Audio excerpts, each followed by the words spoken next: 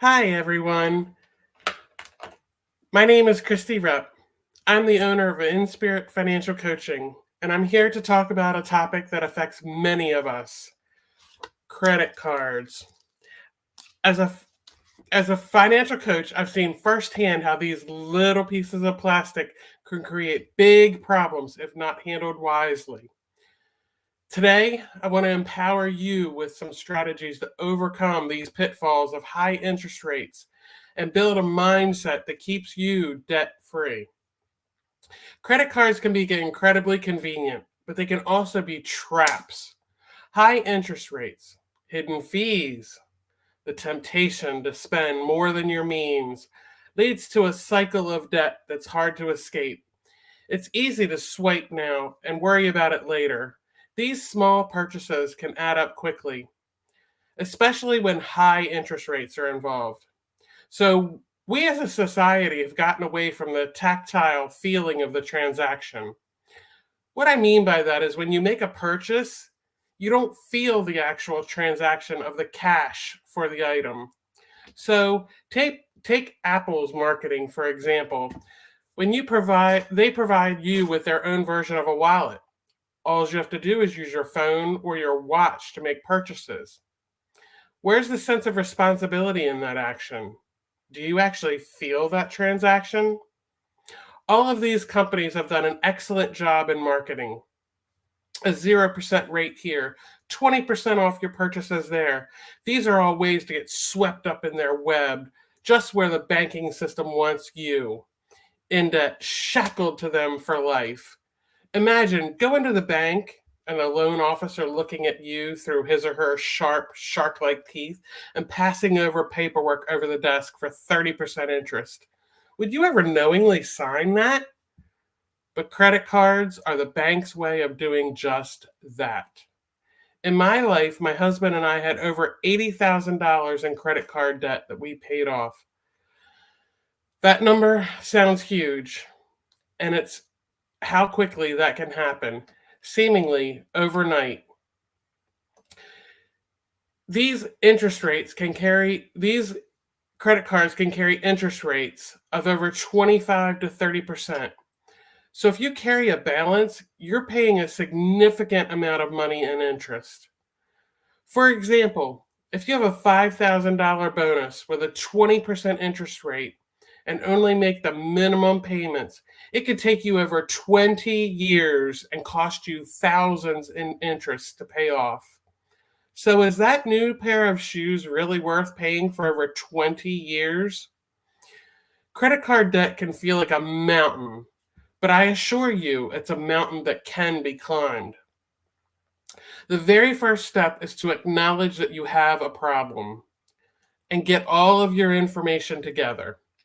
So, here are some of the strategies that I like to teach. The snowball method is one of them. You start by paying off the smallest balance first, making only the minimum payments on the other ones. Once the smallest one is paid off, then you move to the next one. You roll that money into the next balance. This method gives you quick wins and keeps you motivated. See, there's a psychology involved in paying off your debt. You have to create these small wins for your brain to want to continue moving forward. When you achieve these small victories, you must celebrate and acknowledge these wins. Your brain will then activate and want you to move forward in that direction of paying off this debt. This approach capitalizes on our natural human tendency to seek quick gratification, and it makes the process of paying off the debt feel less overwhelming. Another method is the avalanche method. This process has you focus on the highest interest rate first. You pay as much as you can on this card while making the minimum payments on the others. This method saves you the most money and interest over time. But the difference between the snowball method and the avalanche method usually is only a couple of months difference. So I suggest and I teach the snowball method so that you get those small psychological wins. However, for those that are more motivated by the idea of saving money in the long run, the avalanche method can be particularly effective. Balance transfers. This one gets a little sketchy. You can look for a card with a lower interest rate or a 0% introductory rate for balance transfers. Transfer all of your high interest debt to this card and save on interest. Just be mindful of the transfer fees and the duration of that introductory period. This method can be very dangerous if you haven't reined in your spending yet. Some people think that it's free money and they can continue to spend. I rarely recommend this method unless both parties in your household are on board with paying off the debt. It's a tool that should only be used with caution and discipline, ensuring that you do not accumulate new debt in the process. Some people like just increasing payments on everything and paying a little bit more each month. So an extra even $50 can make a significant difference in how much and how quickly you can pay off the debt. You may have another job, you may have to get another job or create more income just to make these extra payments. But remember, this is only temporary. If you control your spending, really focus on getting the debt paid off, you can do this quickly. Cut back on non-essential expenses. Redirecting that money towards your debt can accelerate your progress. Consolidation debt loans. I do not recommend these at all, but it's out there and people have asked me about them, so we're going to talk about it. These personal loans can be used to pay off multiple credit cards, consolidating your debt into one monthly payment with a lower interest rate.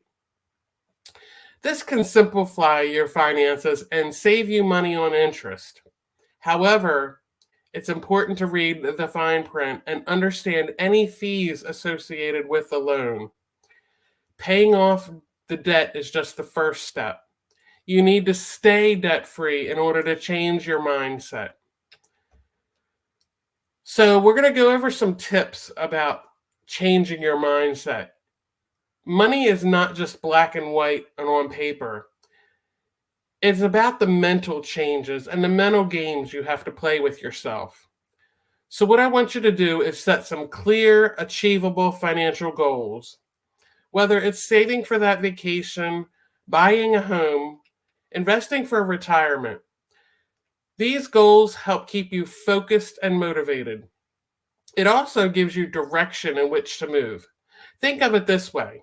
If you were going to buy airline tickets, would you ever just go to the website and say, give me a ticket? No, you would have a destination in mind first. The same goes with your finances. Make sure you write these goals down and keep them somewhere visible at all times. Having a vision board or a financial journal can be great tools to keep you on track and remind you of what you're working towards. Budgeting. I know many people don't like to budget. That's why I like to use the word spending plan. This creates the ability for you to spend in each category. Create a realistic budget that includes all of your expenses and stick to it. This helps you live within your means and avoid unnecessary debt. I don't care whether it's a fancy app or pen and paper. Write down all of your expenses and income in one place. Then you can dial it in using the last 3 months worth of bank transactions. Regularly reviewing and adjusting your budget can help you stay on top of your finances and make any necessary changes as your financial situation evolves. Building an emergency fund is the next step. You need to do this to cover your unplanned expenses. This creates you from going back and relying on those credit cards when life throws you that curveball. To start off with, make it $1,000 to get that into a savings account as soon as possible. I'd like to have you done that within 30 to 60 days. Eventually, we're going to save 3 to 6 months worth of living expenses. This safety net can give you a peace of mind and financial stability. Then I want you to be careful and mindful of your spending. When you make a purchase, ask yourself if this is a need or a want. Delaying that purchase and the gratification is key to this. So what I suggest is you wait 24 hours to decide if you still want that item. For larger purchases, give yourself the amount of time in hours that it is in dollars. For example, if the purchase is $100, give yourself 100 hours to think about it. This practice helps curb impulse buying and assures that your purchases are intentional and aligned with your goals. This is a big one, using cash. Using cash for discretionary spending can help you stay within your budget. When you see the money physically leaving your wallet, it creates that stronger impact than swiping that card and becoming more conscious of your spending habits and making better financial decisions. Then you need to automate your savings. Set up an automatic transfer to your savings account. This way you're paying yourself first and building your savings without even thinking about it. Automation can help you consistently save and make progress towards your financial goals. Another big one is education and awareness. Continually educate yourself about personal finances. Read books, attend workshops, follow reputable financial blogs. The more you know, the better equipped you are to make informed financial decisions. Knowledge is power, and staying informed can help you navigate your financial journey more effectively. Seeking professional help. If you are struggling to manage your debt and create a financial plan, don't seek to ask for professional help. Financial coaches like myself can provide personalized guidance and support to help you achieve your financial goals. Remember, the goal is to not just pay off your credit card debt, but to build a financial future where debt doesn't control you. With the strategies and a shift in mindset, you can break free from the cycle of debt and create a life of freedom. Just for context, my husband and I paid off $290,000 worth of debt. That was not including our house. So I'm telling you from personal experience, it can be done when you set yourself up for success. You have to continue on your goal no matter what life happens to you. I promise you things are going to happen during the process. That's why you set that emergency fund up. Murphy will step in whenever he can. I don't want you to go back and fall into your bad habits like I did.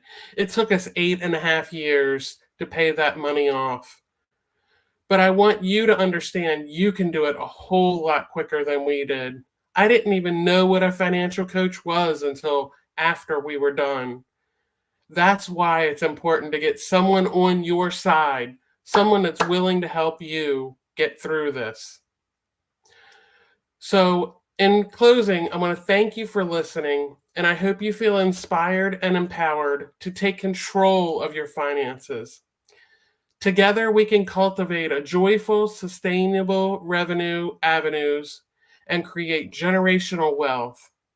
Let's embrace the future where we are financially independent, making decisions that are best for ourselves and our families. By taking these steps, you can transform your financial life and achieve prosperity you deserve. Thank you for listening, and please reach out to me with the links provided if you want to talk. There is a way out.